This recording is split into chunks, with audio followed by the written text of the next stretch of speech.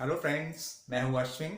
Ashwin sir की class में आपका स्वागत है। You are most welcome in our class. I hope sentence आपका क्लियर हो रहा होगा। Sentence and its meaning, what the concept, how can we identify the sentence. कैसे हम लोग सेंटेंस को पहचान सकते हैं, सेंटेंस के पार्ट्स कौन कौन से होते हैं, subject and predicates and it's kinds, assertive sentence or declarative sentence, interrogative, imperative, exclamatory and operative sentence. Such type of topics I hope it's clear to all of you. आज हम समझेंगे phrase that is the most important and interesting topic of sentence का एक बहुत ही important topic है जिसको कि हम लोग वी कैनॉट ओवरलुक इट, जिसे कि हम लोग ओवरलुक नहीं कर सकते हैं, क्योंकि इसे समझना बहुत ज़रूरी है। बिकॉज अभी तक जो आप पढ़ रहे थे, इसके बाद हमें आप लोगों को बताना था transformation of sentence, synthesis of the sentence. इसको समझने से पहले, क्लॉज को समझने से पहले फ्रेज को समझना बहुत ज़रूरी है। First of all we should know what the basic difference between sentence and phrase. Sentence हम समझ चुके हैं, a group of words having complete sense और which gives complete sense, complete meaning, that is termed as sentence, जिसे कि हम लोग sentence के रूप में पहचानते हैं। लेकिन अगर फ्रेज को हमें पहचानना हो, फ्रेज होता क्या है, हाउ कैन वी आइडेंटिफाई। अब दोनों में सिमिलरिटीज क्या होती है, सेंटेंस और फ्रेज में दोनों ही ग्रुप ऑफ वर्ड्स होते हैं।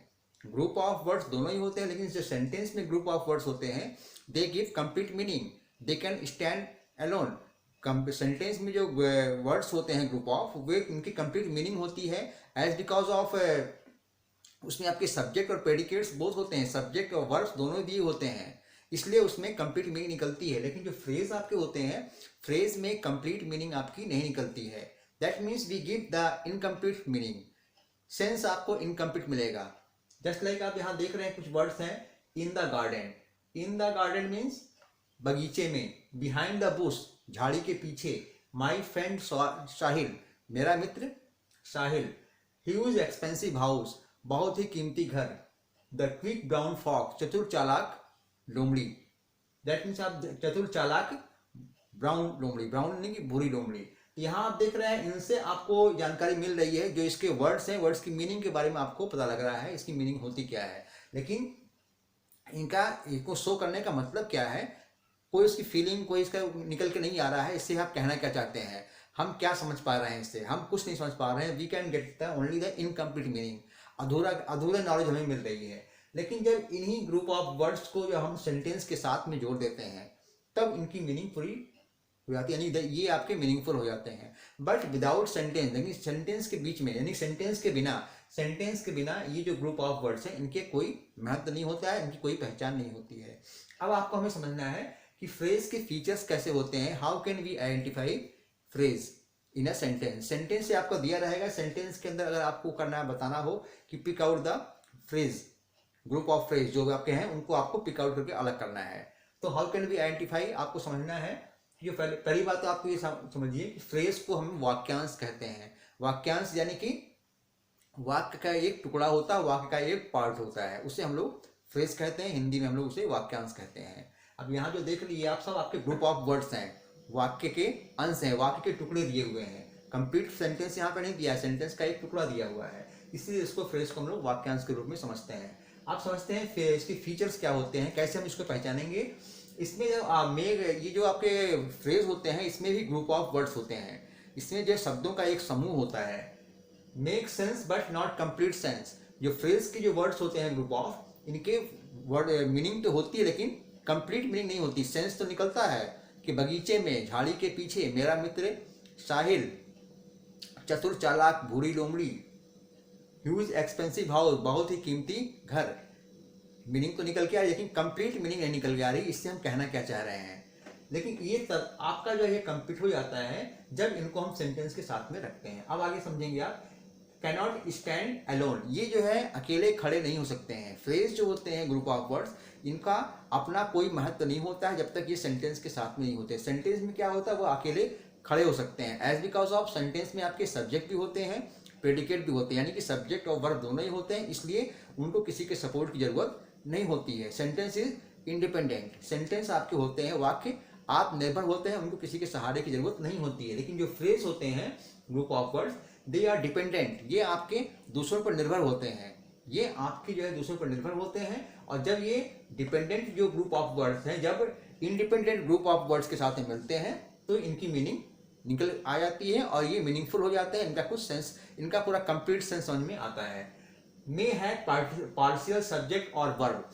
फ्रेज में आपका होता है सब्जेक्ट और वर्ब, कभी सब्जेक्ट आपका होगा कभी वर्ब होगा, कभी वर्ब होगा तो सब्जेक्ट नहीं होगा और सब्जेक्ट होगा तो वर्ब नहीं होगा। और कभी कभार ऐसा होता है may have neither a subject nor a verb, और कभी ऐसा भी होगा कि ना ही आपके सब्जेक्ट होंगे ना ही वर्ब होंगे। ऐसा भी देखने को मिलेगा जिसमें आपको सब्जेक्ट होगा लेकिन वर्ब नहीं होगा, कभी कभी दोनों ही नहीं होते हैं। तो ये सारी चीज़ें आपको स्पेशली फीचर्स आपको फ्रेज के समझ के रखने हैं जिससे कि आप उसको आइडेंटिफाई कर सकें। अब फ्रॉम द एग्जाम्पल्स आपसे आप एक क्लियर हो जाएगा, आपको और जो थोड़ा बहुत आपके डाउट्स रह गए हैं वो भी आपके क्लियर हो जाएंगे। अ beautiful lady asked me my name, एक सुंदर महिला ने मुझसे मेरा नाम पूछा। सेंटेंस आपको सही है, मीनिंगफुल सेंटेंस है, लेकिन अब यहाँ पे जिसको हमने अंडरलाइन कर रखा है अ ब्यूटीफुल लेडी, अगर हम इसकी मीनिंग को निकालें एक सुंदर महिला, एक सुंदर महिला, अगर यहीं पे हम उसको रोक दें आगे को आप भूल जाओ। अ ब्यूटीफुल लेडी से क्या निकल के समझ में आ रहा है, एक सुंदर महिला, कुछ समझ में नहीं आ रहा है। लेकिन जब इसके साथ में आस्क्ड मी माय नेम, एक सुंदर महिला ने मुझसे मेरा नाम पूछा, सेंटेंस क्लियर है, मीनिंगफुल आपका हो गया है। लेकिन इसको अगर आप अलग लिखेंगे, जैसे किनारे ये सब ग्रुप ऑफ वर्ड्स पड़े हुए हैं, तो इनकी कोई मीनिंग निकल के नहीं आएगी, ये आपके इनकम्प्लीट वे में पड़े रहेंगे। लेकिन इनको जब सेंटेंस के साथ में यहाँ पे रख दिया गया है, दैट मीन्स इसके साथ में जब मिला दिया गया है, इंडिपेंडेंट के साथ में जब डिपेंडेंट को मिला दिया गया है, तो दोनों आपके एक कंप्लीट सेंस दे रहे हैं। नेक्स्ट आपका है दे bought a huge expensive house, उन्होंने एक बहुत ही कीमती घर, बहुत ही महंगा घर खरीदा। अब यहाँ देख रहे हैं कि जो हाउस होता है, हाउस आपका जो है एक नाउन वर्ड है, लेडी आपका एक नाउन वर्ड है, लेकिन लेडी को जो है मॉडिफाई करने के लिए यानी कि मोर इन्फॉर्मेशन देने के लिए लेडी के पहले यहाँ पे ब्यूटीफुल लिखा गया है, सुंदर, और ज्यादा ब्यूटीफुल, और ज्यादा इसको इन्फॉर्मेशन देने की, और ज्यादा मॉडिफाई करने के लिए इसको डिटरमिन किया गया है आ आर्टिकल से। आ ब्यूटीफुल लेडी, एक सुंदर महिला ने मुझसे मेरा नाम पूछा। दे bought a huge expensive house, उन्होंने एक बहुत ही महंगा घर खरीदा। तो हाउस यहाँ पे क्या है, नाउन है। अगर सिर्फ आपका सिर्फ हाउस होता आपका, यानी कि एक नाउन वर्ड आपका दिया हुआ है, अगर दे बॉट अ हाउस, उन्होंने एक घर खरीदा, तो यहाँ पे कोई फ्रेज नहीं है। लेकिन इसके साथ में हाउस को मॉडिफाई किया जा रहा है, हाउस के बारे में मोर एक्सप्लेन, उसके बारे में इंफॉर्मेशन दी जा रही है। हाउस कैसा है, महंगा है, महंगे के साथ में इसको और ज्यादा बताया जा रहा है एक्सपेंसिव, ह्यूज, ह्यूज यानी कि बहुत कीमती, उन्होंने एक बहुत महंगा घर खरीदा। दैट मीन्स यहाँ पे हाउस को मॉडिफाई करके इतने ये ग्रुप ऑफ वर्ड्स आपके हो गए हैं जिससे कि ये आपका फ्रेज के रूप में आ रहा है। एक चीज आपको ध्यान रखनी, इसमें और भी बताया हुआ है, single word is not a phrase.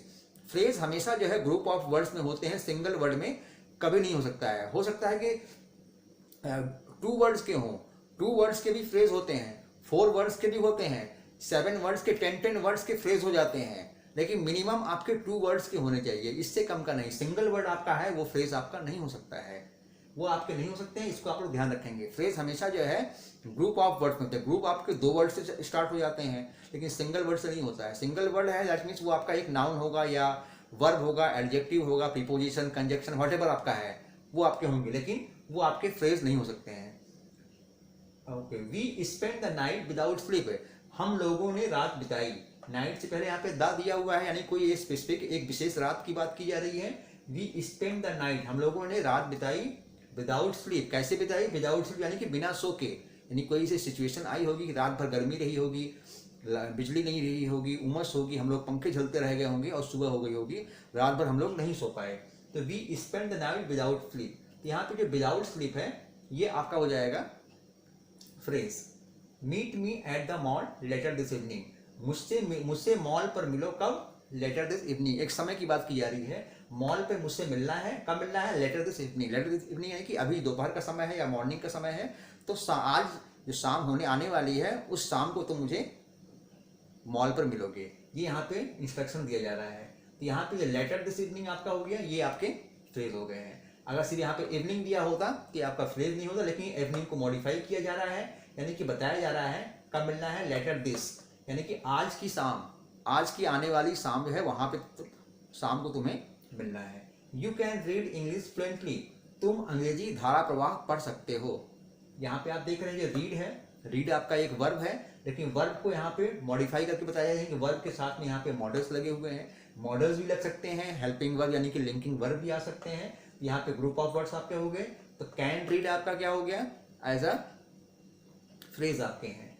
The fox jumped over the lazy dog, चतुर चालाक चतुर लोमड़ी, sorry, the fox jumped over the lazy dog, लोमड़ी आलसी कुत्ते के ऊपर से छलांग लगाई या कूदी। तो यहाँ पे आप देख रहे हैं over the lazy dog, dog यहाँ पे क्या है, एक नाउन वर्ड है। अगर यहाँ पे लिखा होता the fox jumped over the dog, लोमड़ी कुत्ते के ऊपर से कूदी, तो यहाँ पे कोई फ्रेज नहीं। लेकिन यहाँ पे आप देख रहे हैं डॉग को मॉडिफाई किया जा रहा है, डॉग के बारे में मोर इन्फॉर्मेशन दी जा रही है कि डॉग कैसा है, वो आलसी है। और आलसी के बाद यहाँ ओवर द फॉक्स, आलसी कुत्ते के ऊपर से कूदी है। यहाँ पे ये ओवर द लेजी डॉग, ये पूरा आपका फ्रेज है। We go to the gym to get in shape, हम लोग जिम जाते हैं। वी गो टू जिम, हम लोग जिम जाते हैं। अगर यहाँ पे आप क्वेश्चन भी करेंगे तभी आपको आंसर मिल जाएगा। वी गो टू जिम, हम लोग जिम जाते हैं। Why do we go to gym, हम लोग जिम क्यों जाते हैं, to get into shape, यानी कि अपनी बॉडी को, अपनी फिजिक्स को अच्छी तरीके मेंटेन करने के लिए हम लोग जिम जाते हैं। जितने भी यहाँ पे सेंटेंस आप देख रहे हैं, इसमें अगर आप क्वेश्चन करेंगे तो आपको वो phrasal group of word, particular जो फ्रेजल वर्ड्स है सेंटेंस में, वो सेंटेंस में फ्रेजल वर्ड्स आपके क्लियर हो जाएंगे। जैसे आपका a beautiful lady asked me my name, who asked me my name, मेरा नाम किसने पूछा, you will get the answer a beautiful lady. They bought a huge expensive house, what did they buy, उन्होंने क्या खरीदा, a huge expensive house. That mean जो आपको answer मिल रहा है, the particular answer is the phrasal word in the sentence. We spend the night without sleep, हम लोगों ने रात बिताई बिना सो के। तो यहाँ पे आप क्वेश्चन करेंगे how did we spend the night, हम लोगों ने रात कैसे बिताई, विदाउट स्लीप। दैट मीन जो आंसर आपको निकल के आ रहा है वो आपका पर्टिकुलर फ्रेज है सेंटेंस का। Meet me at the mall later this evening, मुझसे आज शाम मॉल पर मिलो। तो when did I meet you, मैं तुमसे, sorry, where did I meet you, मैं तुमसे कहाँ मिलूं, लेटर दिस इवनिंग, यानी कि मॉल पर हमें मिलना है। मॉल में मिलना, यानी कि व्हेन, समय की बात, यहाँ पे समय यानी एडवर्ब ऑफ, यहाँ पे टाइम की बात की जा रही है, समय की। तो यहाँ पे आप क्वेश्चन करेंगे when did I meet you at the mall, मैं तुमसे मॉल पर कब मिलूं, लेटर दिस इवनिंग। आंसर आपका क्या आ रहा है, लेटर दिस इवनिंग। ये पार्ट आपका क्या हो गया, फ्रेजल पार्ट्स है। You can read English fluently, what you can, तुम क्या कर सकते हो, you can read English fluently. Answer आपका क्लियर हो रहा है। The fox jumped over the lazy dog, the fox jumped over the lazy dog, कुत्ता। अगर यहाँ पे क्वेश्चन करेंगे what did the fox, where did the fox jump, कुत्ता, ये लोमड़ी जो है कहाँ कूदी, ओवर द लेजी डॉग, जो आलसी कुत्ता बैठा हुआ है उसके ऊपर से कूदती है। We go to the gym, हम लोग जिम जाते हैं, टू गेट इनटू शेप। तो why do we go to gym, हम लोग जिम क्यों जाते हैं, to get into shape.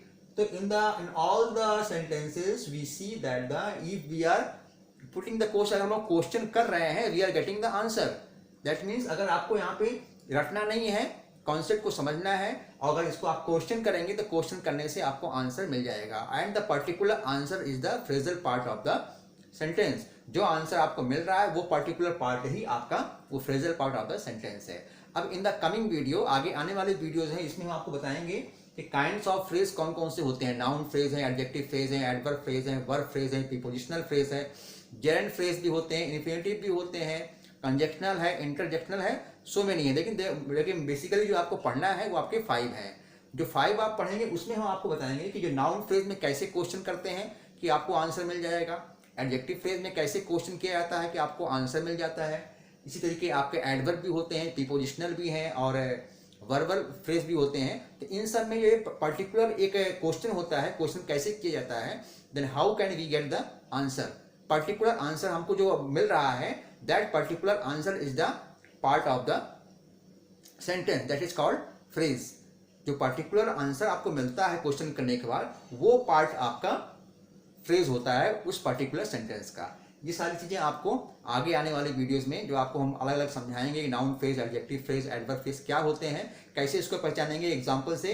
It all the confusion will be clear to all of you, सारे कंफ्यूजन आपके क्लियर हो जाएंगे।